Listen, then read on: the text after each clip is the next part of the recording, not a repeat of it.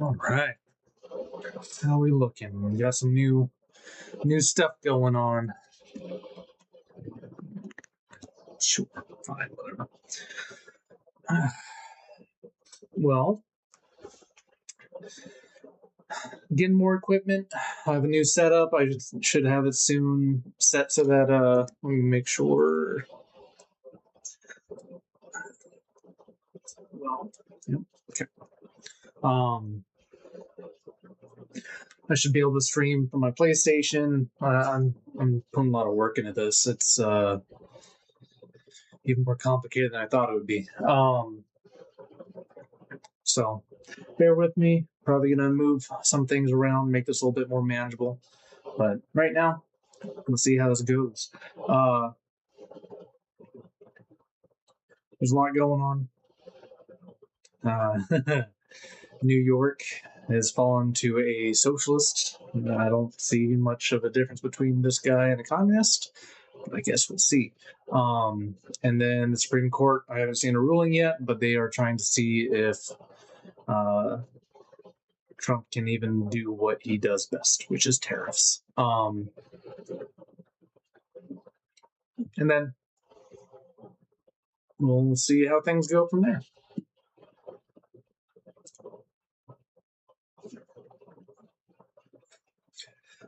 So I keep getting warnings. I may not be able to post to Facebook for too much longer because I keep putting things like the 60 Minutes interview, which apparently I'm not allowed to do. So I now have warnings because whatever. So if you're watching from Facebook, if you can go over to YouTube, start watching that, or Twitch or Kick or whatever. I still need to put the channel names or usernames up in this. But yeah, because I have no idea how much longer Facebook's going to last, and that's where I'm getting all my views so far. So, Zoran Mamdani won mayor for New York. I'm not very surprised. No real sense in listening to what Tim Pool has to say about it, but there is a lot of stuff that is interesting about this. However, I don't think he was going to win either way. The only interesting thing about this is the percentages. Where is it?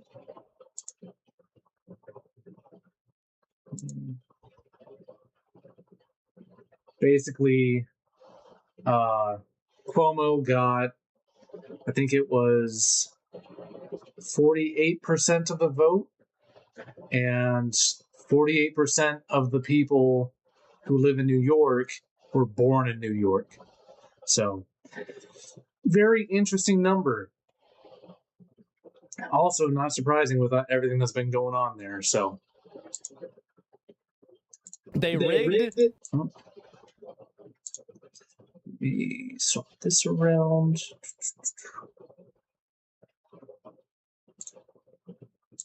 There we go. The election. Oh, I see. I see. So basically what happened is that, yeah. So these are the different parties, and you can run for multiple parties. So the Protect Animals Party and also the Republican Party nominated Curtis Silwa, and the Working Families Party, I'm assuming, and then also the Democratic Party nominated Zoran Mandami. Is that accurate? Zoran? It's Zoran, I'm pretty sure. Yeah, Zoran. Yeah, this is a intentional misunderstanding. And let's see if I can find any more of this here. And so, yeah, every time I've seen a voting ballot, usually they're confusing, and they shouldn't be confusing. I don't understand why they're confusing. It should be the easiest thing. It makes no sense. And this kind of stuff, by the way, this stuff to me is very, very frustrating for me to see, because it's just misinformation. It's intentional misinformation. If you designed a ballot to confuse voters on purpose, it would look exactly like this one. They asked for voter ID, right? Is this confusing? I will say this. I think that this is just my opinion, but I think having the same person on the ballot twice is really confusing to people. I agree. And you should only have one person on the ballot for each party. Like, you shouldn't be able to have the same person on for multiple parties at the same time. Like, it is confusing. I think it's just bad design, right? They definitely didn't try to make it easy. Yeah, exactly, right? Which version of Zoran wins? Well, it probably gets combined, right? But it's just confusing for people to see it. But the instructions explained it. The instructions explain this. Have you ever talked to a person? Have you ever talked to a person? You really think you're gonna just, it's explained to them. That doesn't matter. They're retarded. The average person is retarded. Yep. So you can't expect that to happen. Incorrect IDs aren't required, but address confirmation and signature are. Zoran is on twice because the nominee for both Democratic parties. Yeah, I think that just in general, having the same nominee on there for multiple times is confusing for voters, because they're going to start thinking, well, should I vote for this one, or should I vote for this one, or should I vote for this one, or should I vote for this one? It's just very confusing for people, right? And I think that overall you shouldn't have that, because it's just confusing. And I get that obviously for a lot of people. So yeah, I don't think that the ballot was the deciding factor. Obviously, he was going to win either way. He ran a very good campaign. People love him.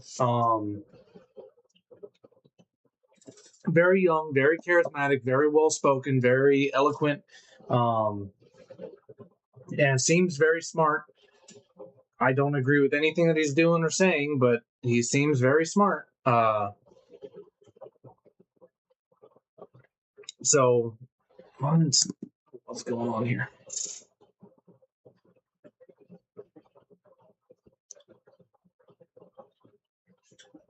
There we go. Man, I'm so tired of these bots. I don't think these ballots had, maybe it shifted a percent or two, but they were gonna vote for him anyways. There's more interesting stuff than this, though.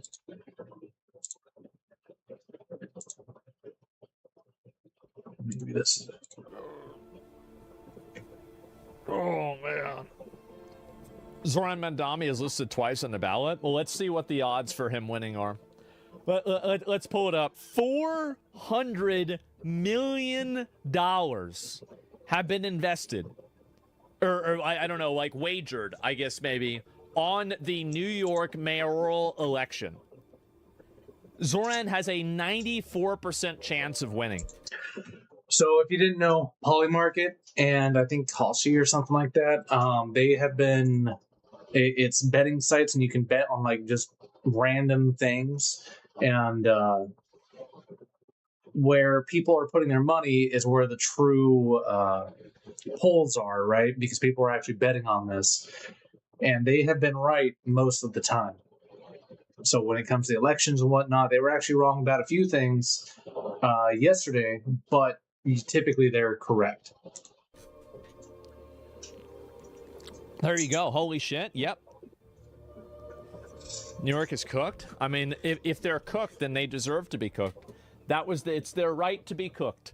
That's the way I see it. Put $1 on Como. Yeah, I hope they get everything they want. I hope they get everything they want. Well, now you don't have $1. I mean, he's gonna win. Like it's so obvious he's can find it. But the top ones, I get it's the grid. Yeah, now it makes a little bit more sense. But like, how are you gonna vote for this guy after September 11th because she did not feel safe in her hijab? What about all the people that don't take the subway now because they don't feel safe because there's people with like, and we're not terrorists? So what is that? Yeah, so we will see how New York does in the next year or two. I think people are a lot of people are going to be leaving, and a lot of people are going to be fleeing to New York. So we will see. Here's a big deal because the government shut down for anyone that's moving. I anticipate there will be additional disruptions. There will be frustration. We are working with the airlines. They're going to work with passengers. But in the end, our sole role is to make sure that we keep this airspace as safe as possible. The administrator is going to talk about all of the tools we're going to deploy. One of them, though, is going to be that there is going to be a 10% reduction in capacity at 40 of our locations. So basically, just because of the government shutdown, there's far less air traffic and lines are backing up like crazy.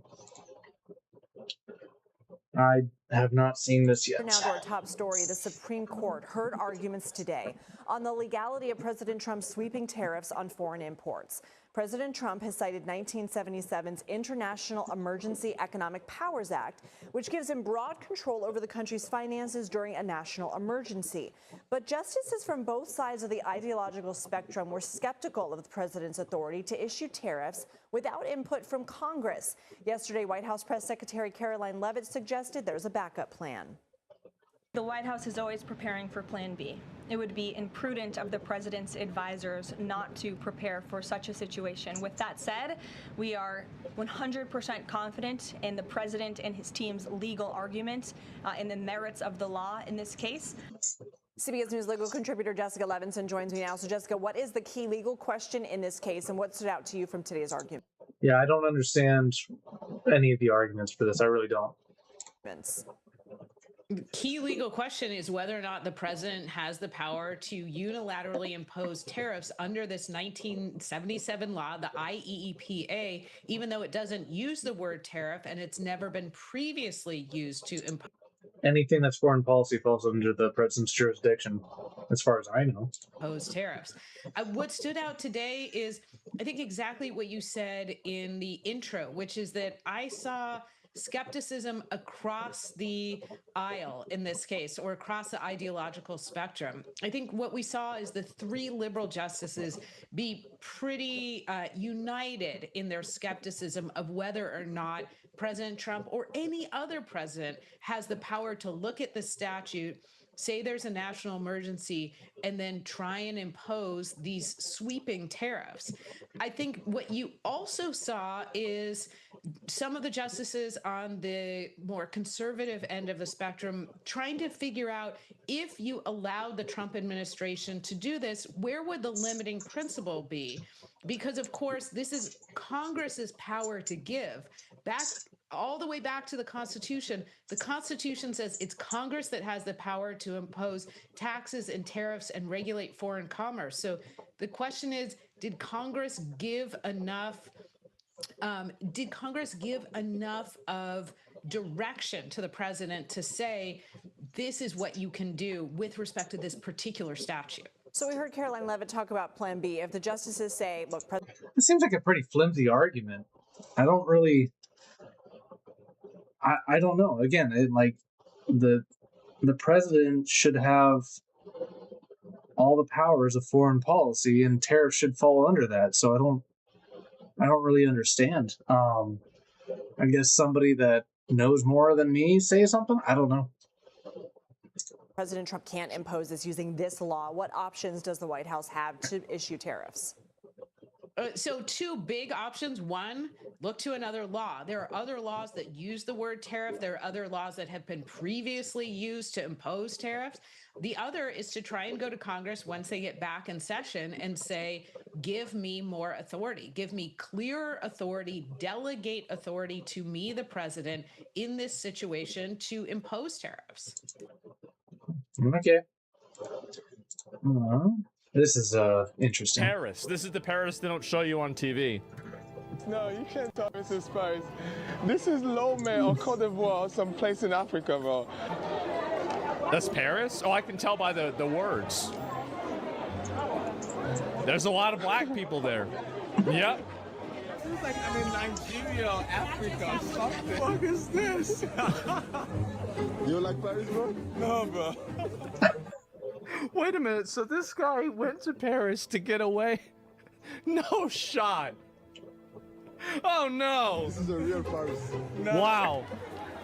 Paris is full. I don't know. I don't know how a lot of them got there. I have no idea. You know, Paris. This is the Paris they don't show on TV. I guess so. Nice. So here is the Oh my African God. town of Paris. Wow. Well, there it is, guys. Look at the dent on the guy's forehead. And yeah, illegally? I mean, I guess so. I mean, I have no idea if these people are here legally or not. I mean, I think probably it's a mix. But yeah, I don't know what's going on over in Europe. It sure seems like they have a lot of migrants there. I'll tell you that. You feel like the UK is becoming an anti-white country? Yeah. You're not wrong. If you're a teacher in Wales, you get paid Welsh government offers $5,000 more to student teachers from ethnic minorities. And this is actually from the government itself, not just from like some private organization. That's crazy. £1,000 less a year if you're white. Any other ethnicity and they'll pay you more. The fourth biggest police force in the UK. Blocks white applicants to boost diversity. Encourages black and Asian candidates to apply early to become police constables before jobs opened up to others. Banned white people from hiring. The biggest bank in Europe funded £2 million to 30 Oxford scholarships, and guess what are the qualifications to make it in? Europe is like maybe 5-10 years ahead of us. If like the liberal agenda takes over, they're about like 5-10 years ahead of us. So that's why looking at Europe is interesting, because it shows what if the other side gets what they want, this is probably going to be the result. Things like this. Let me see what they were.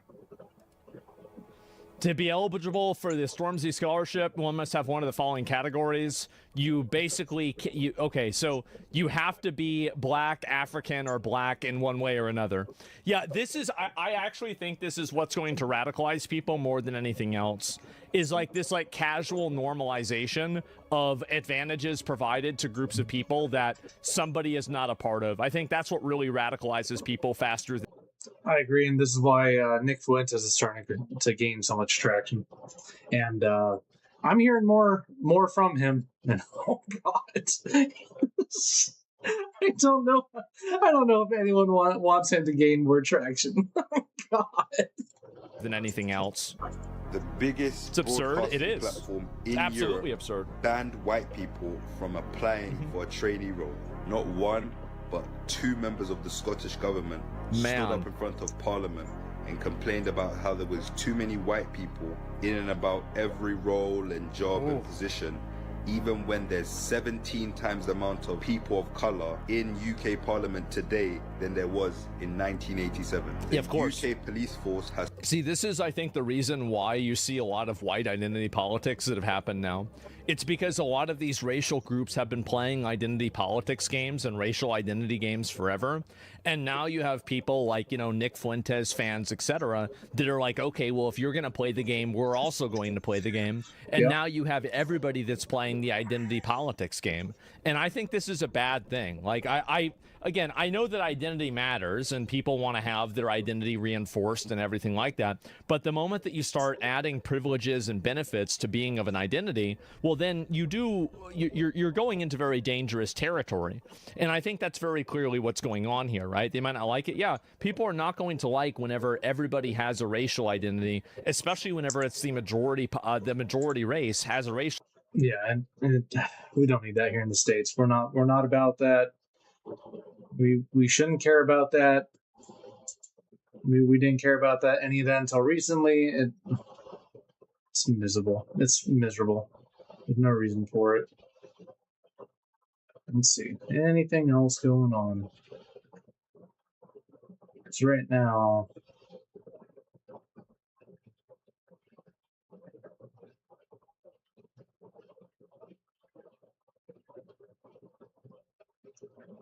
it looks like that's about it. And I might take a break so that I can go get myself a real desk and actually set this up, because I am not using a real desk right now.